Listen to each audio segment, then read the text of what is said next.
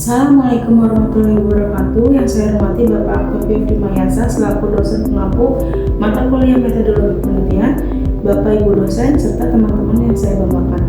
Perkenalkan, nama saya Jumiati Putri Melati dengan nomor 112311142 dari Prodi Manajemen. Pada kesempatan ini saya akan mempresentasikan proposal penelitian saya yang berjudul Pengaruh Stres Kerja, Beban Kerja, dan Dukungan Sosial terhadap Burnout Intention pada karyawan Gen Z. Di sini saya akan menjelaskan latar belakang terlebih dahulu. Gen Z memiliki kecenderungan berpindah pekerjaan lebih tinggi dari generasi sebelumnya. Kondisi tersebut dapat meningkatkan biaya rekrutmen dan menurunkan produktivitas perusahaan.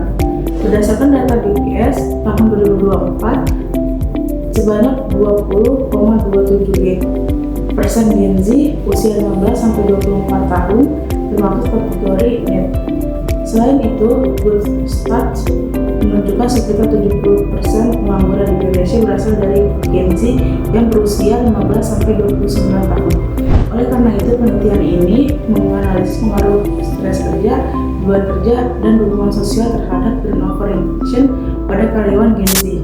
Di sini dapat kita lihat berdasarkan hasil prasurvei X1, yaitu stres kerja terhadap 20 responden. Sebagian besar responden menunjukkan adanya indikasi stres kerja. Hal ini terlihat dari tingginya rasa khawatir, gelisah, tekanan kerja, dan frustasi dalam menyelesaikan pekerjaannya. Dapat kita lihat juga prasurvei X2, yaitu beban kerja, juga menunjukkan bahwa sebagian besar responden merasa beban kerja yang diterima cukup tinggi. Mereka merasa pekerjaan terlalu banyak, kerjaan berat, serta kondisi pekerjaan membuat mereka cepat lelah. Pada variabel dukungan sosial yaitu X3, masih terdapat responden yang merasa kurang mendapat perhatian, bantuan, maupun arahan atasan atau rekan kerja ketika menghadapi kesulitan.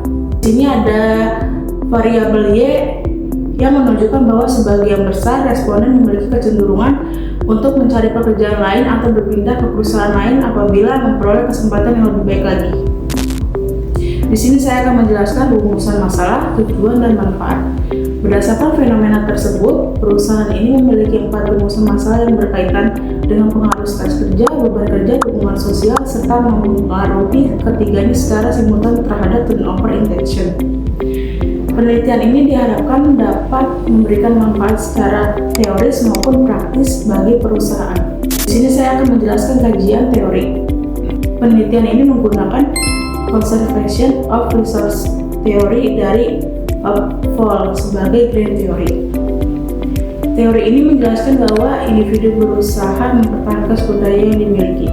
Ketika sumber daya berkurang akibat tekanan pekerjaan, maka dapat muncul keinginan untuk meninggalkan pekerjaannya.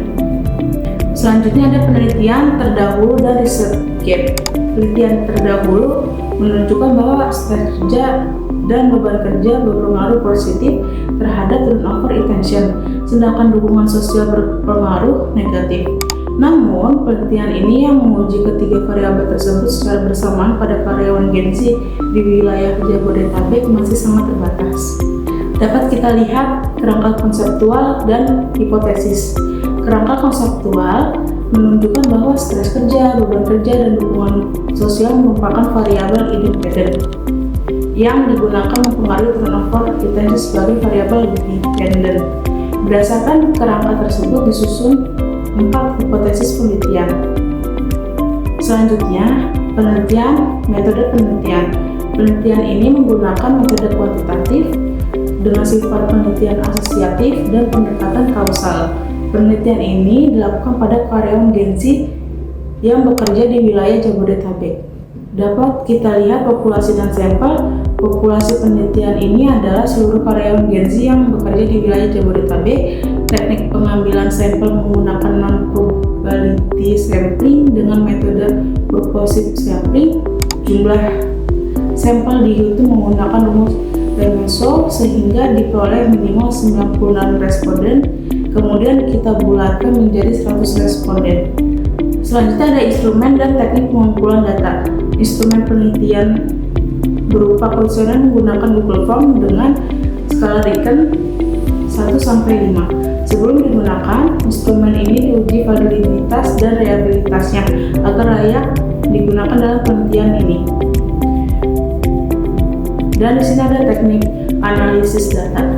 Data akan dianalisis menggunakan aplikasi SPSS melalui analisis deskriptif, uji asumsi klasik, analisis regresi linear berganda, serta pengujian hipotesis menggunakan uji T, uji F, dan koefisien determinasi.